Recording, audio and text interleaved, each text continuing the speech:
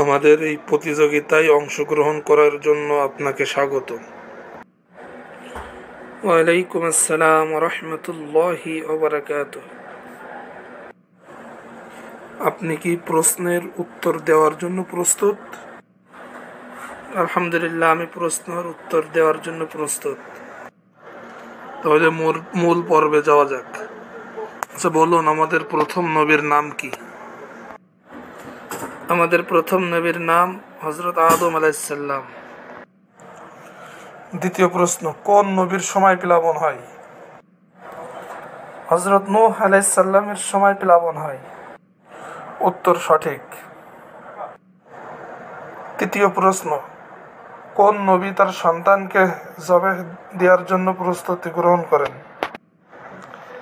হযরত ইব্রাহিম আলাইহিস সালামের সন্তান হযরত ইসমাঈল আলাইহিস সালাম। কোন নবীকে কাফের বেঈমানরা আগুনে নিক্ষেপ করেন? হযরত ইব্রাহিম আলাইহিস সালামকে আগুনে নিক্ষিপ্ত করা হয়। কোন নবী আল্লাহ রাব্বুল আলামিনের সাথে সরাসরি কথা বলতেন? হযরত মূসা আলাইহিস সালাম আল্লাহ রাব্বুল আলামিনের সাথে সরাসরি কথা বলতেন। উত্তর সঠিক হয়েছে। আমাদের 6 নম্বর প্রশ্নে যাওয়া যাক। কোন নবীকে আল্লাহ রাব্বুল আলামিন পিতা ছাড়া দুনিয়াতে ভূমিষ্ঠ করেন? হযরত ঈসা আলাইহিস সালামকে পিতা ছাড়া আল্লাহ রাব্বুল আলামিন তাকে দুনিয়াতে ভূমিষ্ঠ করেন। উত্তর সঠিক হয়েছে। আমাদের 7 নম্বর প্রশ্নে যাওয়া যাক। আমাদের প্রিয় নবী মুহাম্মদ রাসূলুল্লাহ সাল্লাল্লাহু আলাইহি সাল্লাম কত বছর বয়সে তিনি নবুয়ত লাভ করেন? হযরত মুহাম্মদ সাল্লাল্লাহু আলাইহি ওয়াসাল্লাম 40 বছর বয়সে তিনি নবুয়ত লাভ করেন। হযরত মুহাম্মদ সাল্লাল্লাহু আলাইহি সাল্লামের উপরে কোন কিতাব অবতীর্ণ হয়? হযরত মুহাম্মদ সাল্লাল্লাহু আলাইহি ওয়াসাল্লামের উপরে পবিত্র মহাগ্রন্থ আল কোরআনুল কারীম আল্লাহ রাব্বুল আলামিন নাযিল করেন।